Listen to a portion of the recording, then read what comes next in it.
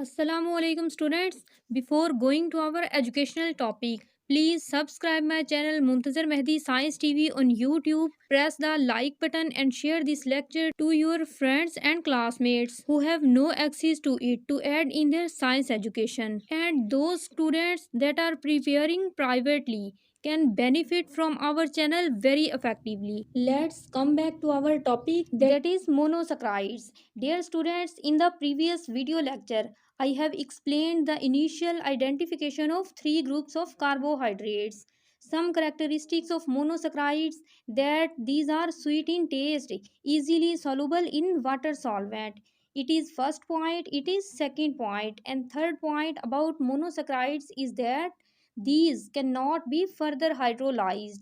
So what is hydrolyzed? About hydrolyzed, we have completely studied in that video lecture, whose of name is classification of carbohydrates. Students, if you have not watched that video till now, then you can watch it now to improve your concept about carbohydrates classification. Students, if I cognize your attention to this word monosaccharides, that is first group of carbohydrates which include only those carbohydrate sugars which are present only as single sugar units. Students, in this category, there is not present any bond because a single sugar that is already single cannot be further attached with any other sugar. So there is no need for the presence of any bond in between these single and simple sugars. So in monosaccharides, only single and lonely sugars are present. I hope now you have complete your concept about monosaccharides. Next, the general formula of monosaccharides, that is CN in between brackets H2O N, where N is the number of carbon atoms, that how many carbon atoms are present in a monosaccharide. Dear students, this number of carbon atoms are from 3 to 7 for monosaccharides. So students, till here I have completely explained all the points about monosaccharides in my previous video lecture. But now you are thinking that then why have I prepared this video lecture and for what? Let's see. Students, for getting most important knowledge about monosaccharides. Dear students, now keep your attention to this whiteboard because I am going to start very important points, that in a monosaccharide every carbon possesses a hydroxyl group. As I have already discussed that in a carbohydrate many OH groups are present. So every carbon of a monosaccharide possesses one hydroxyl group except one carbon. That's why by segregating only one carbon, all the other carbons of that particular monosaccharide will possess hydroxyl group, and we can also watch this condition in a carbohydrate ourselves. For example, if I try to write a 3 carbon monosaccharide, then according to our point, this carbon will contain a hydroxyl group and this carbon will also contain a hydroxyl group. But except one carbon, that is this. So except this carbon, all other carbons have OH groups. Until, students, until if we increase the number of carbons to 4, 5, 6 or 7, then only one carbon must present in a monosaccharide, that is without any OH group. Which is that carbon and what will that carbon be? Dear students, that particular carbon will be either aldehydic or ketonic, which means that either this carbon will have C double bond OH, that is aldehydic functional group, or C double bond O, that is the ketonic functional group. So at the one side of this carbon bonds are present along with many OH, with one OH at all other carbons. But at the other side, here will be aldehydic group containing C double bond OH. Or here will be ketonic functional group containing C double bond O in the center and carbon bonds at the both sides of this ketonic functional group. Dear students, we can also write R in the place of carbon-carbon bonds. Consequently, students, this carbon without any hydroxyl group will be consisted of either C double bond OH aldehydic functional group, or it will possess C double bond O ketonic group.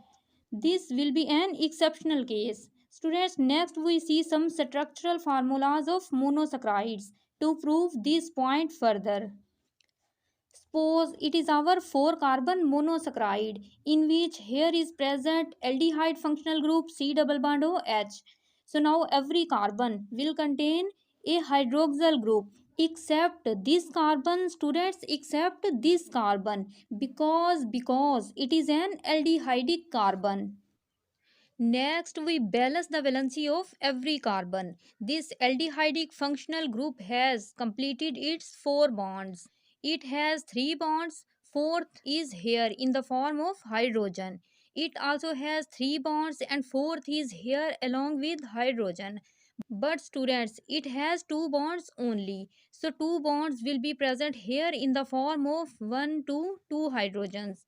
So now it is our a monosaccharide with every carbon a hydroxyl group attached, but functional group carbon doesn't possess any hydroxyl group in monosaccharides. If I ask you that which is this carbohydrate, then you may say that it is an aldehydic monosaccharide. Why, students? Why? As it has an aldehydic functional group. The number of carbons 1, 2, 3, 4. The number of hydrogens 8, and the number of oxygen will also be 4. So it is an aldehydic monosaccharide whose of name is tetrose. Students, the number of carbon, hydrogen, and oxygen you can also count yourself. But if we take a simple monosaccharide of 3 carbons which possesses a ketonic functional group, in addition to functional group carbon, students, both of these carbons will possess hydroxyl groups. By balancing its valency, 2 hydrogens will be present here and 2 hydrogens will be attached here. So now students, it is our simple monosaccharide with 3 carbons. How many number of hydrogens are there? 2, 4, 5, and 6 hydrogens are present in this simple monosaccharide of 3 carbons carbohydrate. The number of oxygen are 1, 2, 3. So 3 number of oxygens are present here. So this C3H6O3 is our simple monosaccharide possessing 3 carbons and ketonic functional group whose of name is dihydroxyacetone. Similarly, students, this dihydroxyacetone also has its isomer whose of molecular formula is same as is in this, but its structural formula is different. How? Let's see. Like dihydroxyacetone, it also possesses 3 carbons. First carbon is of functional group carbon, which is of aldehydic functional group C double bond OH. Other carbons possess many OH, namely more than one OH. By balancing the valency of carbon, here is present one hydrogen, but here are present two hydrogens. First is here and second is here. So 3 carbons, 1, 2, 3, 4, 5, 6, 6 hydrogens and 3 oxygens. So C3H6O3 with aldehyde functional group. This is the structural formula of glyceraldehyde, which is the isomer of dihydroxyacetone, and dihydroxyacetone is the isomer of glyceraldehyde. Both are, students, both are isomers of each other. Why, students? Why? Because both of these possess the same molecular formula but different structural formulas. Students, here happens a question that why are these structural formulas different? Answer is that because due to the presence of different functional groups. So students, now we have known the names of two simple 3 carbons monosaccharides, glyceraldehyde and dihydroxyacetone. Dear students, let's see another thing. If you observe both of these molecular formulas, then you can confirm that the number of carbons and oxygens are identical, but the number of hydrogens is double as compared to the number of carbon and oxygen. Students, once again, remember that in a monosaccharide, 3 to 7, like 3, 4, 5, 6 till to 7 carbons are present. Above than 7 carbons, 8, 9, 10, and so on will not be the case of monosaccharides. And the number of carbons and oxygen remains the same, but hydrogen's number is doubled.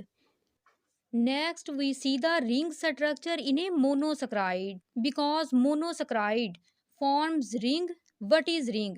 What is this thing? Suppose if we have these three carbons in a linear form, in a straight form, then it will form an open structure, open form. But if these three carbons will combine with each other in this way that, then these will form a ring. So this is an open structure of writing carbons, but this is a ring structure. Students, dear students, all of the organic compounds are present in open as well as in ring structure. That's why now we will discuss about ring structures. Dear students, mostly monosaccharides are present in this open structure, but these also form rings. How? Let's see. As in open structure, first and last carbon has not any bond here. Both are free. But in ring structure, first carbon will form a bond with the last carbon with the final carbon. Suppose it is a first carbon, it is second, and it is a third carbon. Till now, first and third carbons are free, but when this first carbon forms a bond with the third carbon, then there happens the ring formation, the formation of a ring. Students, if we lose this bond, then it is an open structure. But if first and third carbons make a bond, then it is a ring structure. So, students, during ring formation, two types of rings are formed. First one is five cornered ring, and second is six cornered ring. In five cornered ring, oxygen is present at the uppermost position. Next is carbon, then is again carbon, and here is also again carbon. Let's start from here. First carbon, second, third, fourth, fifth, and here is sixth carbon. As students, as here is present six carbons, but here are present only five corners. One, two, three, four, five corners. So, students, such rings which possess five corners are called Furan rings. On the other hand, in six cornered ring, here is present oxygen. First carbon, second carbon, third carbon, fourth, fifth, and sixth carbon is present outside the ring. So, first, second, third, fourth, fifth, and sixth carbons, along with one, 2, 3, 4, 5, 6 corners. So, such rings which possess six corners along with six carbons are called pyrene rings. So, monosaccharides are present in furan ring form along with five corners, or pyrene ring form along with six corners. So, students, don't be confused because I have explained these ring structures for your convenient only. We can also write these ring structures in open form. So, if we want to write these six cornered ring pyrene in open form, then write six carbons as. Students, in the case of aldehyde functional group, here is C double bond OH. All other carbons will contain hydroxyl groups and hydrogens, but last carbon will contain one molecular hydrogen as compared to the other carbons. Dear students, keep this important point in your minds that I am not talking about the definite positions of hydrogen and hydroxyl groups, but only I have only drawn a general open structure of this six cornered ring. So this is open structure and this is ring structure. Six cornered ring structures are usually of glucose in the case of aldehyde and fructose in the case of ketone functional group. Students, if you want to count the number of carbons, hydrogens, and oxygens, then you can. That will be according to the C6H12O6 glucose structural formula. But when we add glucose in water, then in solution form, it forms ring like this. Dear students, keep this notable point in your minds that for the formation of ring, this first carbon attached with the carbon number 5 like this. So by the joining of this carbon number 1 to this carbon number 5 with the help of a bond, we get this pyrene ring. So if you consider this pyrene ring, then you can also yourself watch that carbon number 1 has attached to carbon number 5 in the presence of this oxygen. But if we remove this oxygen and directly attach both of these first and fifth carbons with a bond, then it will not look good. Why? Because oxygen has been removed from here. Students, now both of these are joining, but in the absence of oxygen, the ring is not complete. Now, if we write this oxygen directly like this, then ring structure will not be organized. So, to organize and to make this ring structure beautiful, we write oxygen here and make two bonds so that the ring structure could be attractive. So students, in pyrene ring of glucose and fructose, carbon number 1 is attached to the carbon number 5. You can also write hydrogen and hydroxyl groups here for the every carbon if you want. But if we don't want to complicate our ring, then we can simply write it as. Students, next in five cornered ring, carbon number 2 makes a bond with carbon number 5, which is known as a furan ring. So students, shortly, monosaccharides can form rings when we add a monosaccharide in water. Then in solution form, these form rings. Rings can be either five cornered or six cornered. Five cornered rings are furan and six cornered rings are pyrene. Dear students, memorialize that if ring is five cornered, then write one oxygen at the uppermost corner and four carbons at the remaining four corners. But if the ring is six cornered, then one corner has oxygen and the remaining five corners have five carbons. So it will become simple for you. Students, next we consider the monosaccharides classification. As this video is also about carbohydrates classification, the first class of carbohydrate is monosaccharides, which is also further classified into different classes. Which classes? Let's see. Dear students, we classify monosaccharides on the basis of two concepts. First one is on the basis of functional group, aldehydic or ketonic, and second is on the basis of the number of carbon atoms, that how many carbon atoms are present in a particular monosaccharide.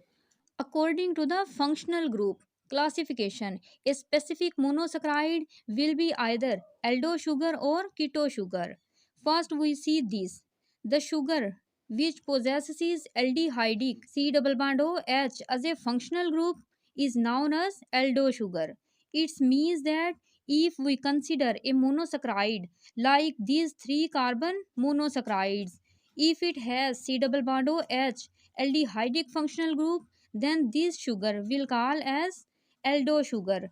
But in this case, that sugar which has C double bond O ketonic functional group along with carbon bonds at the both sides is known as keto sugar.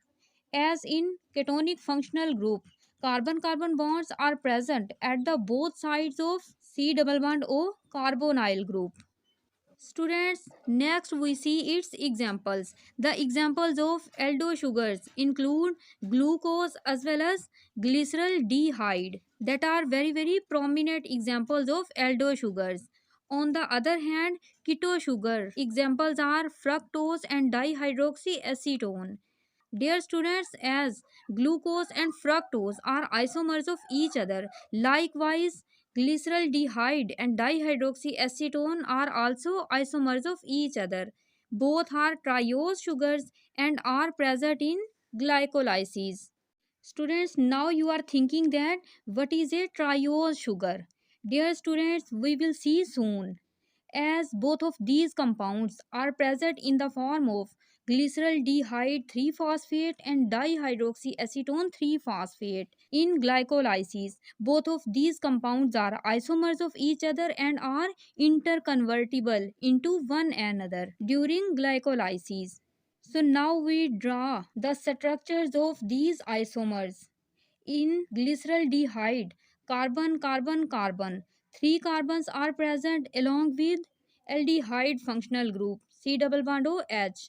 Many OH, namely more than one hydroxyl groups, are present. One hydrogen here and two hydrogens are attached here. As you can watch that due to the presence of this CHO aldehydic functional group, it is an aldo sugar whose of name is glyceraldehyde. On the other hand, students, in the structure of dihydroxyacetone, three carbons are attached in linear form. Ketonic functional group is present in the center in the form of C double bond O carbonyl group. More than one hydroxyl groups and two hydrogens here and two hydrogens also have been attached here. So if we watch it, then we can derivate that due to the presence of this ketonic group, dihydroxyacetone is a keto sugar. So both of these are monosaccharide examples. It is an aldo sugar and it is a keto sugar. Both of these have different names and different structural formulas but possess same molecular formulas, which same is C3H6O3. Three carbons are present in this aldo sugar as well as in this keto sugar. Three carbons are also present. Likewise, six hydrogens in this and six hydrogens are present in this keto sugar. Three oxygens in this and three oxygen atoms are also present in this sugar. You can also count it. So both of these have same molecular formula. So those compounds which have same molecular formula but different structural formulas are called isomers. So both of these are isomers of each other. Likewise, both of these are isomers of each other. How? Students, how? Because both of these have same molecular formula but different structural formulas.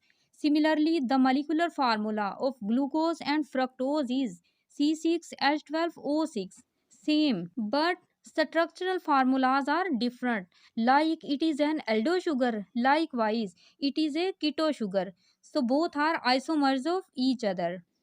Students, next we understand this point on the basis of the number of carbon atoms. As monosaccharide with 3 to 7 carbon atoms are present in nature. They are called trioses, tetroses, pentoses, hexoses, and heptoses. How? Let's see. Students, suppose if a monosaccharide has 3 carbons, then it is called trioses.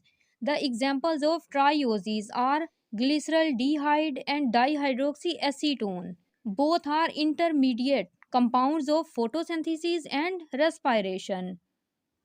Next, if we find 4 carbons in a monosaccharide, then it will name us tetroses. Tetroses are rare in nature, but students are present in few bacteria.